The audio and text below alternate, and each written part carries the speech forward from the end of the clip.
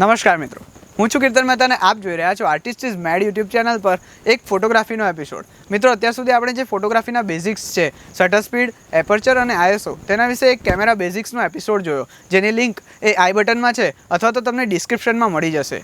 પરંતુ મિત્રો, હવે દરેક વસ્તુને આપણે ઊંડાણથી સમજીશું। તેમાં સૌપ્રથમ તો આવે છે શટર સ્પીડ। આજે આપણે મિત્રો શટર સ્પીડની વાત કરવાની છે કે શટર સ્પીડ એ કઈ રીતે કામ કરે છે અને આપણે તેને કઈ રીતે ઉપયોગમાં લઈ શકીએ।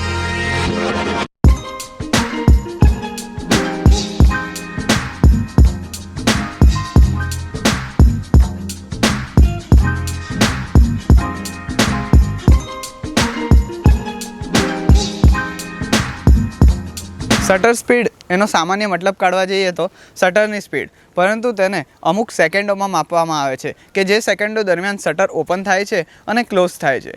પરંતુ મિત્રો, એ શટર એ ક્યાં આવેલું હોય છે કેમેરામાં? આપણે નોર્મલી જોવા જઈએ તો આપણું જે લેન્સ છે અને કેમેરાનું જે સેન્સર હોય છે તેના વચ્ચે શટર આવેલું હોય છે, અને જ્યારે પણ તમે ઇમેજ ક્લિક કરવા માટે શટર બટન દબાવો છો ત્યારે શટર અમુક સેકન્ડ માટે ખુલે છે અને તમારા લેન્સમાંથી એ લાઇટ પસાર થઈને સેન્સર ઉપર પડે છે।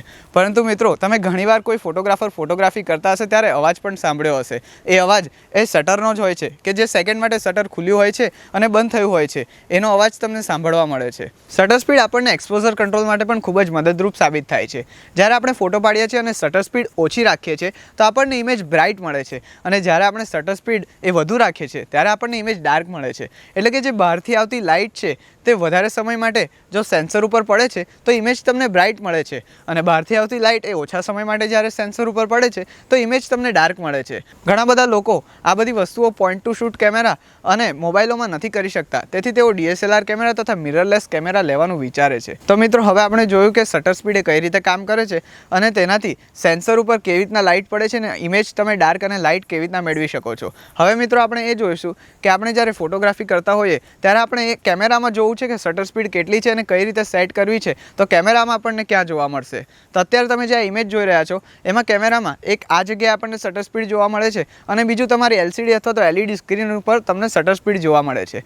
તો અત્યારે આ જે ફોટો દેખાઈ રહ્યો છે આપને, તેમાં જે અહીંયા તમે જોઈ રહ્યા છો 1/400, એટલે કે 1 સેકન્ડનો 400મો ભાગની શટર સ્પીડ અત્યારે કેમેરામાં સેટ થયેલી છે। અને મેં આગળ વાત કરી એમ કે કેમેરાનું શટર એ અમુક સેકન્ડો માટે ખુલ્લું રહે છે અને અમુક સેકન્ડો માટે બંધ થઈ જાય છે। તો આ 1 સેકન્ડના 400મા ભાગમાં શટર ઓપન થશે અને એ લાઇટ સેન્સર ઉપર પડીને તરત જ શટર બંધ થઈ જશે અને તમારી ઇમેજ એ કેપ્ચર થશે। તો મિત્રો, આ રીતે આપણને શટર સ્પીડ એ આ બે જગ્યાએ જોવા મળે છે। હવે જ્યારે તમે ઓટો ઉપર ફોટોગ્રાફી કરો છો ત્યારે તમારો કેમેરો શટર સ્પીડ, ISO અને એપર્ચર એ જાતે જ નક્કી કરે છે, પરંતુ જો તમારે શટર સ્પીડ સાથે કંઈક ક્રિએટિવ કરવું હોય તો તમારા કેમેરામાં બે મોડ જોવા મળે છે। પ્રથમ તો છે મેન્યુઅલ મોડ અને બીજો છે શટર પ્રાયોરિટી મોડ।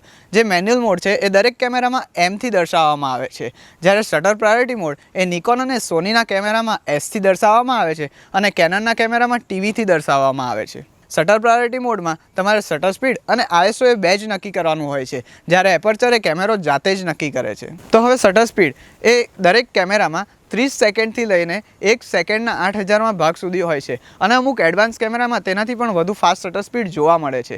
પરંતુ મિત્રો, જો તમારે 30 સેકન્ડથી પણ ઓછી શટર સ્પીડ કરવી હોય તો દરેક કેમેરામાં એક બલ્બ મોડ કરીને ઓપ્શન આવે છે કે જેનાથી તમે બલ્બ મોડ ઉપર એને એડજસ્ટ કરીને 30 સેકન્ડથી લઈને 30 મિનિટ સુધી અથવા તો 1 કલાક સુધી પણ તમે ફોટોગ્રાફી કરી શકો છો। તો મિત્રો, જ્યાં સુધી તમે આ શટર બટનને ક્લિક કરી રાખો છો તો ત્યાં સુધી તમારું શટર ઓપન રહે છે, અને જે તમારી ઇમેજ છે એટલે કે જે બહારથી આવતી લાઇટ છે તેને કેપ્ચર કરીને સેન્સર સુધી મોકલે છે। કેમેરામાં શટર સ્પીડ એ 3 રીતે માપવામાં આવે છે। એક તો છે ફાસ્ટ શટર સ્પીડ, એક નોર્મલ શટર સ્પીડ અને એક slow shutter speed. Fast shutter speed એટલે કે 1 સેકન્ડના 250મા ભાગથી 1 સેકન્ડના 2000મા ભાગ સુધીની શટર સ્પીડ, જેને ફાસ્ટ શટર સ્પીડ કહેવામાં આવે છે। અને જો 1 સેકન્ડના 2000મા ભાગથી વધુ ફાસ્ટ શટર સ્પીડ હોય તો એ શટર સ્પીડને અલ્ટ્રા ફાસ્ટ શટર સ્પીડ કહેવામાં આવે છે। હવે જ્યારે નોર્મલ શટર સ્પીડ એ 1 સેકન્ડના 60મા ભાગથી લઈને 1 સેકન્ડના 250મા ભાગ સુધીની હોય છે, જ્યારે સ્લો શટર સ્પીડ એ 1 સેકન્ડથી લઈને 1 સેકન્ડના 60મા ભાગ સુધી હોય છે। હવે જ્યારે 1 સેકન્ડથી પણ ઓછી શટર સ્પીડે ફોટોગ્રાફી થાય છે તો તેને લોંગ એક્સપોઝર ફોટોગ્રાફી કહેવામાં આવે છે।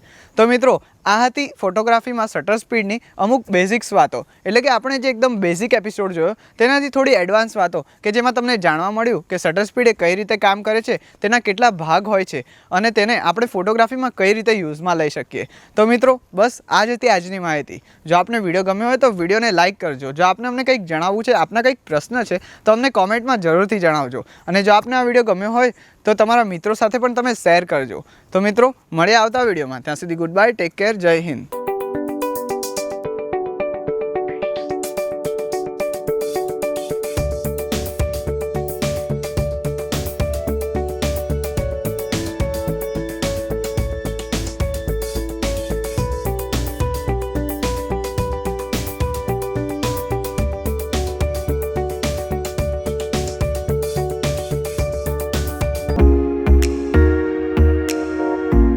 આવતી જે લાઇટ એ સેન્સર ઉપર ઓછી પડે છે અને એને લીધે એ ભૂલ થઈ ગઈ, ઓછી નહીં પડે, વધારે પડે. હવે જ્યારે તમે કેમેરામાં